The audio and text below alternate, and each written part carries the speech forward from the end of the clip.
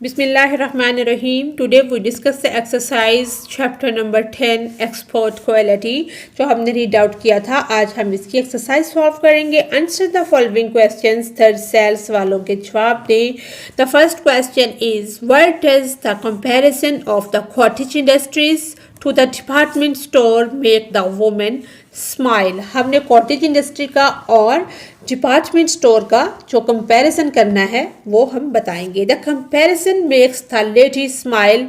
उसका जो मुवाजना है वो औरत को मुस्कुराने पर मजबूर करता है. Because the cottage industry and the department store for at last a well organised one are nothing like each other. उसमें कॉटेज इंडस्ट्री जो है उसमें हाथ की बनी हुई चीज़ें होती हैं, वो इतनी वेल ऑर्गेनाइज्ड नहीं होती, और जो डिपार्टमेंट स्टोर होते हैं वो उससे कुछ बेहतर होते हैं.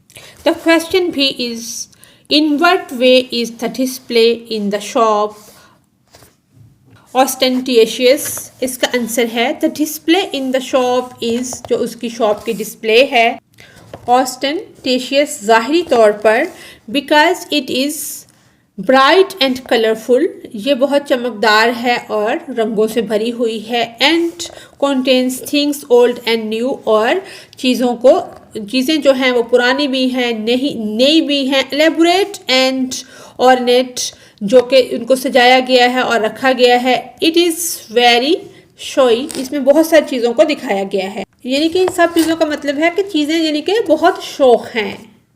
नेक्स्ट क्वेश्चन है what does the word labyrinth paragraph suggest. यानी कि जो फोर्थ पैराग्राफ है उसमें जो वर्ड लैबिरिंथ यूज हुआ है कि भूल भुलैया, उसका क्या मतलब है, वो क्या वर्ड है.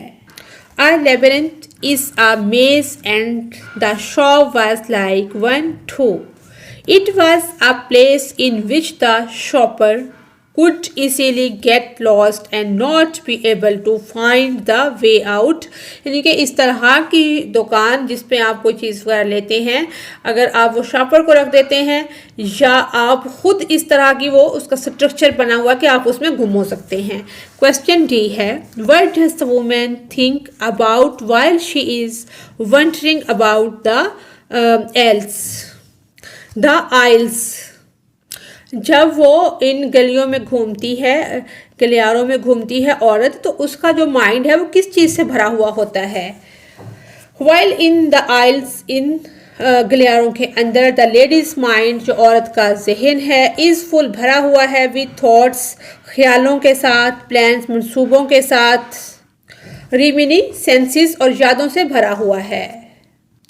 इमेजेस, कलर, साउंड्स, रंगों से, ख्यालों से, तख़य्युल से, आवाज़ों से, एंड स्मेल्स, और स्मेल से. These thoughts are inspired by the things. वो इंस्पायर करती हैं चीज़ों की तरफ. She can see around her, जो वो चीज़ें देख रही है वो चीज़ें उसको अपनी तरफ खींचती हैं, इंस्पिरेशन देती हैं. क्वेश्चन ई है why does the cashier give the women some stamps.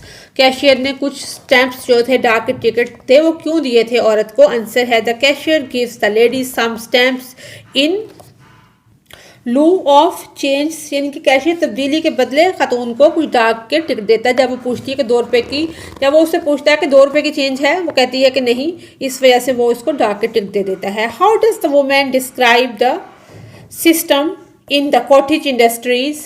किस उसने कॉटेज इंडस्ट्री का जो सिस्टम है किस तरह से डिस्क्राइब किया है.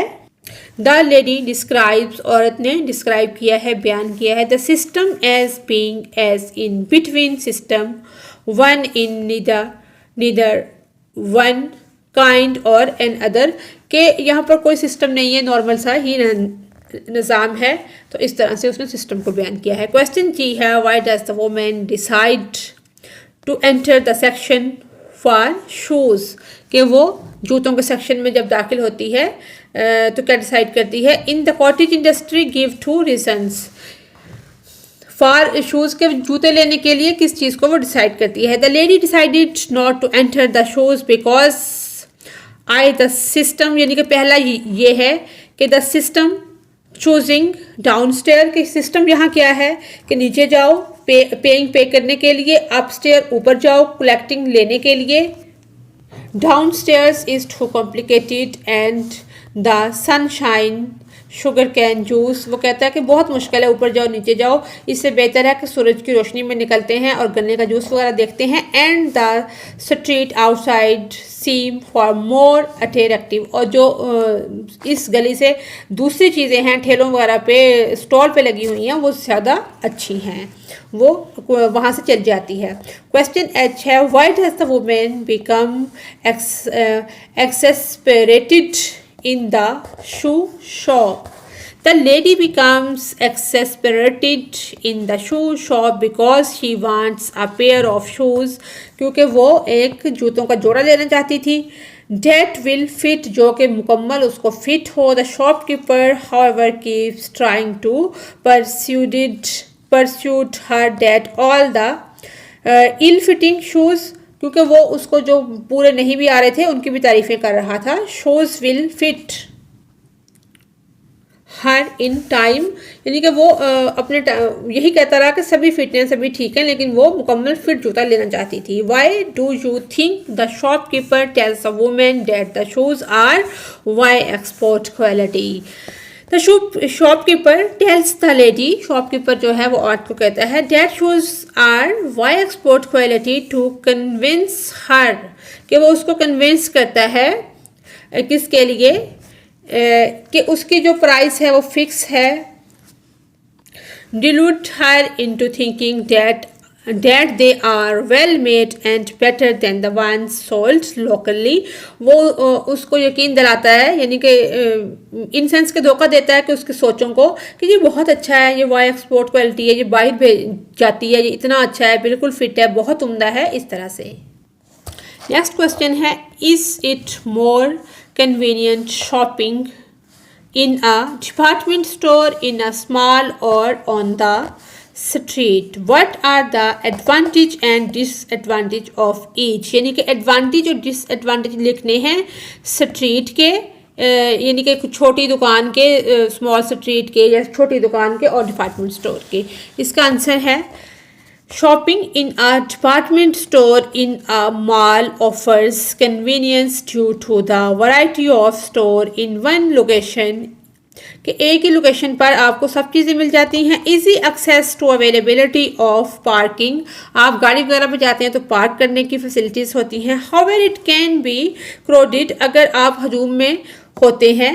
The prices may be higher due to overhead costs. On the street, shopping offers a unique experience with potentially lower price, यानी कि आम जो गली का होता है उसमें क्या होती है, प्राइस लो होती है। बट इट में lack the variety, लेकिन उसमें कमी होती है वैरायटी की, एंड एनिमेटीज, और उसको डमीज के ऊपर डिस्प्ले नहीं किया होता। ऑफ मॉल वगैरह पे वो नहीं चीज़ें रखी होती, चीज़ें ऑलमोस्ट एक जैसी ही होती हैं, लेकिन जब वो बड़े मॉल्स पे जाती हैं तो उनके रेंट वगैरह की वजह से भी वो चीज़ें एक्सपेंसिव हो जाती हैं, तो उनके रेट बढ़ जाते हैं। And parking can be challenging, और यानी कि छोटी दुकानों पे पार्किंग एक बड़ा चैलेंज है, कोई इस तरह की फैसिलिटी नहीं होती। Answer the following question with reference to context. But these are, what do I do with these, ये किसने कहा है। Who says these words, ये वाले वर्ड किसने बोले हैं। And to whom? The lady says this, ये वर्ड जो हैं औरत ने कहे हैं। To the man, आदमी से। And the cash desk upstairs in the shop। दूसरा है, why does the speaker not complete the first statement? She is surprised and speak her thoughts loud यानी कि बुलंद, but realizes that the man who is given them to her known that they are so, she does not need to say it or to him। वो यानी कि हैरान होती है कि अपनी सोच को ऊंची आवाज़ में कहती है, लेकिन इस बात पर भरोसा करती है कि जिस आदमी ने इसे दिया है वो जानता है कि क्या इसे कहने की ज़रूरत है भी या इसे कहने की ज़रूरत नहीं है। नेक्स्ट क्वेश्चन है, what reason does she get to her, यानी कि response, what response does she get to her question, जो उसने सवाल कहा उसका उसे क्या रिस्पॉन्स मिला है? He tells her that are stamps, उसने कहा कि ये स्टैम्प्स हैं, डाक के टिकट हैं। He does not answer her question, उसको अपने सवाल का जवाब नहीं मिला। What does mood it's put her in? She is a bit irritated, इससे क्या हुआ, वो थोड़ा गुस्सा करती है इस बात पे। नेक्स्ट है, my heels trail on the ground and I begin to imagine I am taking root and almost belong system और नो सिस्टम। ये एक स्टेटमेंट है हमारे ये सबक से ली गई है। अब इससे रिलेटेड क्वेश्चन है, why is the speaker walking in this way? Speaker जो है वो इस तरह से क्यों चल रही थी? शी इज़ ट्राइंग, वो कोशिश कर रही थी, to get the full feel, के मुकम्मल तौर पर वो जो फीलिंग हासिल कर सके, of her comfortable new chappals, के वो अपनी नई चप्पल में बहुत आराम महसूस कर रही है। To word does the speaker almost belong? To the country, she is not from the city or the country, but her new chappals make her feel she is part of the environment. ये चप्पल जो है उसको feeling दिला रही कि वो इस माहौल का हिस्सा है। नेक्स्ट है, what system is the speaker referring to? referring to, referring होता है हवाला देना, रेफर से रिफरिंग यानी कि हवाला देना। The system she has just had experience of in the cottage industries store. I don't know where I am going. मुझे नहीं पता कि मैं कहाँ जा रहा हूँ, but I am on my way. लेकिन मैं अपने रास्ते पर हूँ। ये स्टेटमेंट जो है हमारे बुक से है। करना इसका ये है, where is this statement to be found on a card? ये एक स्टेटमेंट किस पे लिखी हुई थी? कार्ड के ऊपर। That she sees being sold from a cart, जो कि ठेले पर वो बेच रहे थे, वहाँ लिखी हुई थी। सेकंड है, does the author agree with the statement? How do we know? She does because she had just an experience that is summed up nicely on the card. She feels it is appropriate and she buys the card. उसने अच्छी feeling महसूस की और वो card को खरीद लिया। आगे है, वर्किंग विद वर्ड्स, लफ्ज़ों के साथ काम करें। What is the difference between the words in? लफ्ज़ों के जो पेयर दिए गए हैं इनके अंदर हमने बताना है कि क्या डिफरेंस है। जैसे है मोटिव, मोटिव होता है मकसद, मुतहर्रक, और मोटिव होता है डिज़ाइन। इसी तरह से यानी कि थोड़े थोड़े डिफरेंस के साथ ये वर्ड हैं। जैसे है ट्रॉपिकल, गर्म मरतूब, और टॉपिकल, टॉपिक से अनवान। इसी तरह से एक्सपेंसिव, महंगा, एक्सपेंसिव यानी कि वुसअत देना, एक्सपेंड करना। इसी तरह से बबल, सेवरात, और बबल्स, बुलबले। इसी तरह से स्पेशीज, कुशादा से, और स्पीशीज, धोखा और शक वगैरह। लेडन, भारी, और लिडन, भारी, दिल के अंदर से भारी होना। अब इनको हमने सेंटेंसेस में यूज़ करना है। ये हमने इनके सेंटेंसेस बनाई हैं, ये मोटिव से और मोटिव से और ट्रॉपिकल से और टॉपिकल से इसका ये सेंटेंस है। एक्सपेंसिव का ये सेंटेंस है और एक्सपेंसिव का ये है। आगे है बबल्स का ये है, यहाँ पे पूरा होता है। आगे बबल जो बुलबुले हैं उसका ये है, और स्पीशीज़ का ये है, स्पीशीज़ का और स्पेशीज़ का यानी कि थोड़ा थोड़ा डिफरेंस है। इसी तरह से लेडन का और इसी तरह से लीडन का। यहाँ पे ये हमारे जो हैं सेंटेंसेस मुकम्मल होते हैं। नेक्स्ट क्वेश्चन है, use the following words in sentences. ये वाले वर्ड्स जो हैं इनको हमने सेंटेंसेस में यूज़ करना है और हमने बताना है कि ये नाउन है, एडजेक्टिव है या वर्ब है। इसी तरह से है एलेबोरेट, तफसील से बयान करने वाला, ये एडजेक्टिव है। कंडक्ट, इंतज़ाम करना, ये नाउन भी है और वर्ब भी। स्टोर, दुकान, नाउन और वर्ब दोनों के तौर पर इस्तेमाल होता है। इसी तरह से फ्रैगमेंट, ज़रात, नाउन और वर्ब। वंडर, हैरत, ये वर्ब भी है और एब्स्ट्रैक्ट नाउन भी। ठीक है, इनके हमने जुमले बनाए हैं, उसको देखते हैं। ये हमारा वर्ड है और ये सेंटेंस है। इस तरह से ये वर्ड है और ये सेंटेंस है। इसी तरह से ये स्टोर वर्ड है और ये सेंटेंस है। इसी तरह से ये वर्ड और सेंटेंस ये यहाँ पे कंप्लीट होते हैं।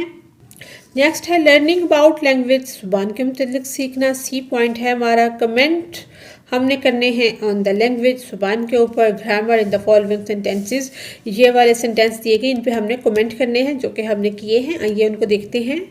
पहला जो सेंटेंस है वो ये है, best to get her lots of things, there is no proper subject. इसमें कोई प्रॉपर सब्जेक्ट नहीं है। It would be best to get her.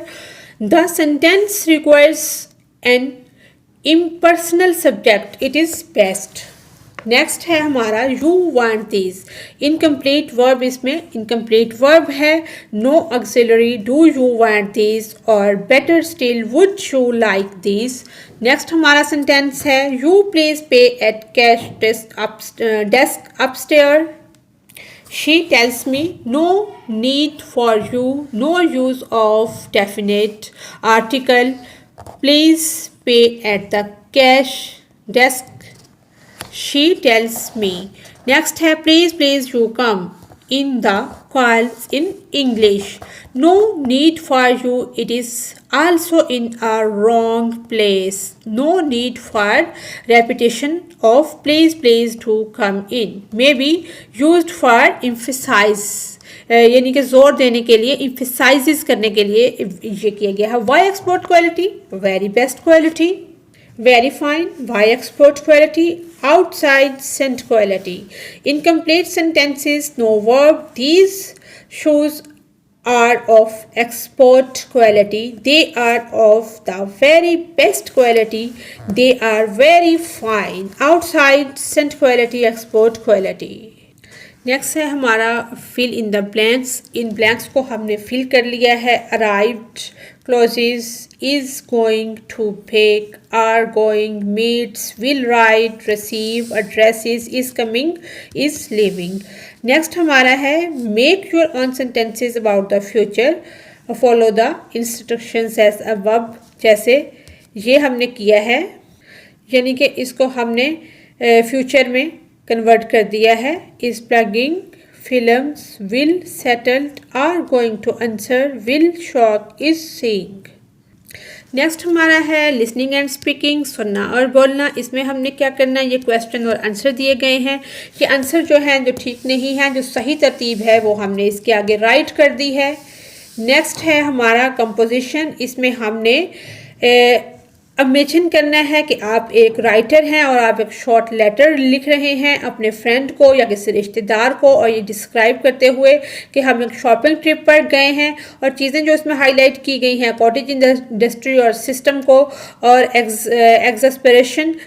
एग्जस्परेटिंग shopkeepers, इन चीज़ों को हाईलाइट करते हुए हम एक लेटर लिखेंगे। किसको? अपने फ्रेंड को या किसी रिश्तेदार को। ये हमने लेटर लिखा है डियर फ्रेंड या रिलेटिव, जिसको भी लिखना चाहते हैं आप लिख सकते हैं कि I hope this letter finds you well. मुझे उम्मीद है कि ये ख़त आपको अच्छी तरह से मिल जाएगा। I simply had to share the latest adventure from my shopping escapades, यानी कि मुझे उम्मीद है कि ये ख़त आपको अच्छी तरह से मिल जाएगा और अपने शॉपिंग एस्केपेड्स से ताज़ा तरीन एडवेंचर का इश्तराक करना चाहती हूँ। पिक्चर दिस, ये जो तस्वीर है, जो इसकी तस्वीर मैंने बनाई है, a quaint little to tucked away boasting of its cottage industry charm. Boosting यानी कि बूस्ट करते हुए वो कहती हैं कि इसकी तस्वीर जो एक पुरसकून छोटा सा कस्बा हो जो अपनी कॉटेज इंडस्ट्री की वजह से अपनी तरफ तवज्जो को खींचता है या इसकी तरफ तवज्जो देने को फ़ख्र महसूस करता है। As I wandered through the cobblestone streets, the aroma of freshly baked goods wafted through the air, tempting me at every turn. Oh, how I wished I could poke the essence of this idyllic scene.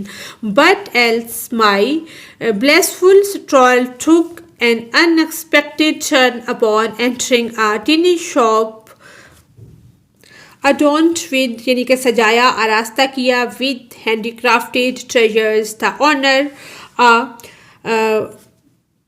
character strength out of Dickens novel Get It Me with a Scolded। यानी कि जब मैं पत्थर की गलियों में घूम रही थी, ताज़ा पकी हुई चीज़ों की जो अरोमा था, खुशबू था, वो फैल रही थी और मैं हर मोड़ पर मैंने ख्वाहिश की कि इस खूबसूरत मंजर के जौहर को कैसे देख सकती हूँ, जीत सकती हूँ। लेकिन अफसोस के हाथ के दस्तकारी के ख़जानों से मज़य्यन एक तंग शॉप में दाखिल होते ही मेरी खुशी भर टहलने का जो मौका था उसने मोड़ ले लिया और जो डिकन्स के नावल के किरदार ने मुझे सीधा सलाम किया, इसके साथ एक ताना ज़नी। Could cut milk with each query he grumbled as thought I were disturbing his afternoon nap, trying to maintain my composure. I inquired about a lovely vase displayed in the corner.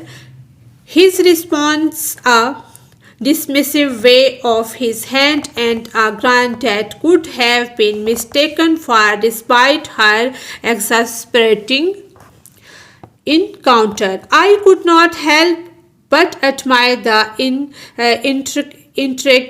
intricate system at play within the shop, each item meticulously arranged, very transaction